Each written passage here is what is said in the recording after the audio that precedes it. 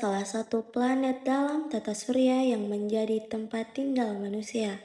Kalau kita lihat sekilas dari luar angkasa, bumi tampak seperti bola, tetapi sebenarnya tidak bulat sempurna.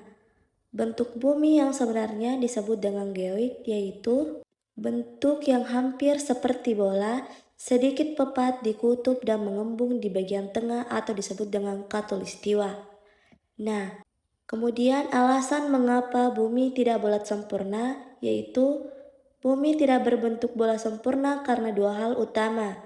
Yang pertama, karena rotasi bumi. Bumi berputar pada porosnya dari barat ke timur setiap 24 jam. Akibat putaran ini, muncul gaya sentrifugal atau gaya keluar yang paling besar di bagian tengah bumi, yaitu khatulistiwa. Gaya ini menyebabkan bagian tengah mengembang dan bagian kutub sedikit pepat. Kemudian yang kedua, gaya gravitasi. Nah, gaya gravitasi menarik semua benda menuju ke pusat bumi. Karena bumi berputar, kekuatan gravitasi tidak sama di semua tempat. Di kutub, gravitasi lebih kuat atau permukaan lebih dekat di pusat bumi. Nah, di khatulistiwa juga gravitasi sedikit lebih lemah karena mengembung. Bukti-bukti bahwa bumi itu bulat, banyak bukti ilmiah yang menunjukkan bahwa bumi berbentuk bulat, bukan datar. Berikut beberapa di antaranya. Yang pertama, foto dari luar angkasa, satelit dan astronot yang berada di luar angkasa telah memotret bumi dan hasilnya menunjukkan bahwa bumi berbentuk bulat menyerupai bola. Foto tersebut terkenal seperti Blue Marble dari misi Apollo 17 menjadi salah satu buktinya. Kemudian yang kedua, bayangan bumi saat gerhana bulan. Ketika terjadi gerhana bulan, bayangan bumi yang jatuh ke permukaan bulan selalu berbentuk lengkung. Hal ini membuktikan bahwa bumi berbentuk bulat. Kemudian yang ketiga, kapal yang perlahan menghilang di cakrawala. Saat kapal berlayar menjauh dari pantai, bagian bawah kapal akan menghilang terlebih dahulu, baru bagian atasnya. Hal ini terjadi karena permukaan bumi melengkung. Kemudian yang keempat, perbedaan waktu siang dan malam. Karena bumi berputar pada porosnya dan berbentuk bulat, maka bagian yang menghadap matahari mengalami siang, sedangkan bagian yang membelakanginya mengalami malam. Ukuran dan data fisik bumi. Bumi bukan bola sempurna, tetapi sedikit pepat di kutub dan menggembung di khatulistiwa. Berikut data fisik bumi. Jari-jari di khatulistiwa kurang lebih 6.378 km. Jari-jari di kutub kurang lebih 6.357 km. Perbedaan jari-jari kurang lebih 21 km. Keliling bumi di khatulistiwa kurang lebih 40.075 km. Luas permukaan bumi kurang lebih 510 juta kilometer.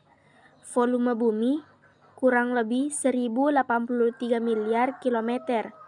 Kemiringan sumbu rotasi kurang lebih 23,5 derajat. Bentuk bumi geoid atau bola pepat di kutub, menggembung di khatulistiwa. Perbedaan sekitar 21 km antara kutub dan khatulistiwa membuktikan bahwa bumi tidak bulat sempurna, tetapi berbentuk geoid. 3. Pandangan berdasarkan ilmu alamiah dasar. Dalam ilmu alamiah dasar atau IAD, bentuk bumi dipelajari untuk memahami hukum alam dan peraturan yang mengatur planet ini. Yang pertama, bentuk bumi ditentukan oleh hukum alam. Bentuk bumi hampir bulat karena adanya keseimbangan antara gaya gravitasi atau yang menarik ke pusat bumi dan gaya sentrifugal atau akibat rotasi bumi yang mendorong keluar di daerah khatulistiwa. Yang kedua, rotasi bumi berpengaruh pada bentuknya.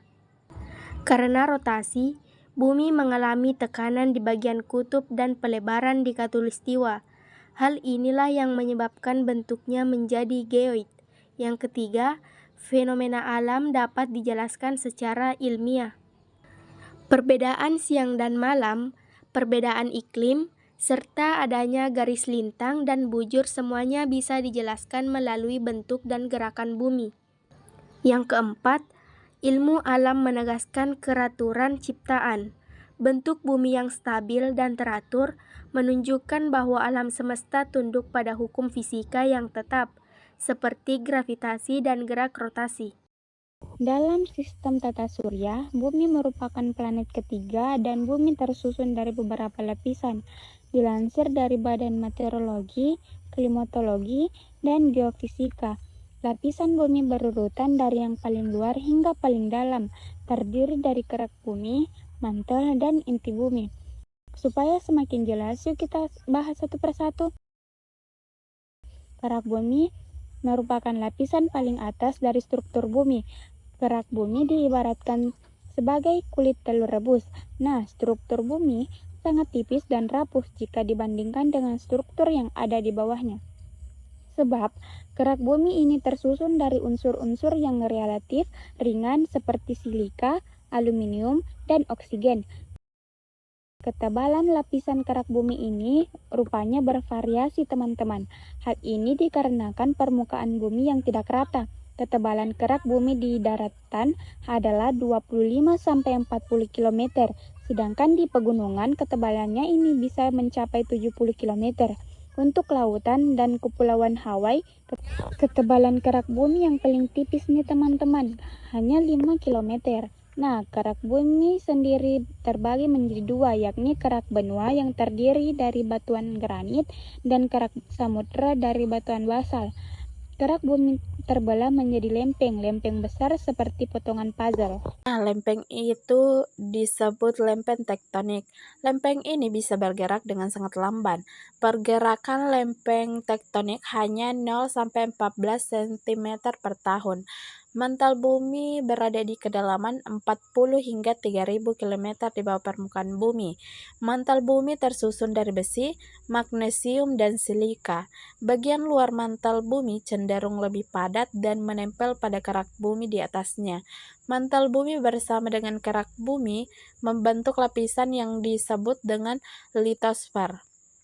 Sekitar 100-200 km di bawah permukaan tanah, suhu lapisan bumi mencapai titik leleh batuan atau sekitar 1000 derajat Celcius. Pada lapisan ini tersusun sebagian oleh batuan yang meleleh. Nah, lapisan ini disebut astenosfer. Lapisan ini bersifat lunak, teman-teman. Nah, ahli geologi menduga bagian mantel bumi inilah yang menyebabkan pergeseran lempeng tektonik. Inti bumi bagian luar merupakan struktur cair yang terdiri dari besi, nikel, sulfur, dan oksigen. Inti bagian luar ini berada di kedalaman 2885 sampai 5144 km dengan ketebalan sekitar 2200 km. Oh ya, suhu di lapisan ini mencapai 3700 derajat Celcius loh. Inti bumi bagian dalam terbentuk seperti bola yang memiliki radius 1220 km atau sekitar seperempat ukuran bulan. Inti bagian dalam berada pada kedalaman sekitar 5150 hingga 6370 km di bawah permukaan bumi. Kandungan inti dalam bumi tersusun dari besi, nikel, belerang, oksigen, silikon, dan potasium. Suhu di inti bagian dalam bumi ini berkisar 4300 hingga 5400 derajat Celcius. Suhunya hampir sepanas suhu permukaan matahari loh. Benua atau benua adalah daratan yang sangat luas yang berada di permukaan bumi. Ada 7 wilayah yang umumnya dianggap sebagai benua, yaitu Asia, Afrika, Amerika Utara, Amerika Selatan, Antartika, Eropa, dan Australia. Dan kali ini tempat ilmu akan membahas tentang awal mula terbentuknya benua di dunia. Ada sebuah teori yang membahas tentang awal mula terbentuknya benua di dunia, yaitu Pangaea. Teori Pangaea adalah sebuah teori yang menyatakan bahwa jutaan tahun yang lalu, semua benua menyatu dalam satu daratan besar yang disebut Pangaea. Dan Pangaea itu sendiri adalah superbenua yang ada selama era akhir Plaza Hukum dan awal Mozozoikum terbentuk sekitar 300 juta tahun yang lalu dan mulai retak sekitar 200 juta tahun yang lalu. Sebelum komponen benua dipisahkan menjadi konfigurasi mereka saat ini, nama Pangaea berasal dari Yunani kuno, yaitu Pan Seluruh, dan nama itu diciptakan oleh Simposium 1927. Dibahas oleh Alfred Wegener tentang teori pergeseran benua. Teori Pangaea sendiri didasari oleh Alfred Wegener, seorang ilmuwan Jerman, pada tahun 1920 dalam buku The Origin on Continent and Sea. Dia menyatakan bahwa semua benua itu pada satu waktu membentuk satu superbenua Pangaea, sebelum kemudian putus dan hanyut ke lokasi sekarang, menjadi benua pada zaman dahulu diibaratkan sebuah batu apung yang bergerak karena adanya pergerakan lempeng di bagian bawah kulit bumi ini. Pangaea mulai memecahkan diri menjadi benua yang lebih kecil yang bernama Laurasia dan Gondwana selama periode Jurasik atau zaman Bukansaurus. Pada akhir periode Cretaceous, benua yang ada sudah sama dengan apa yang kita lihat hari ini.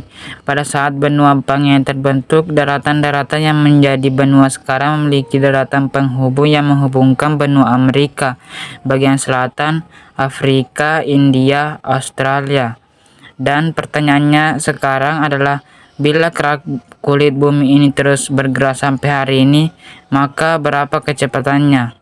Jadi, benua yang kita diami sekarang ini bergerak sangat lambat dan tidak bisa dirasakan oleh kita yang berdiri di atasnya.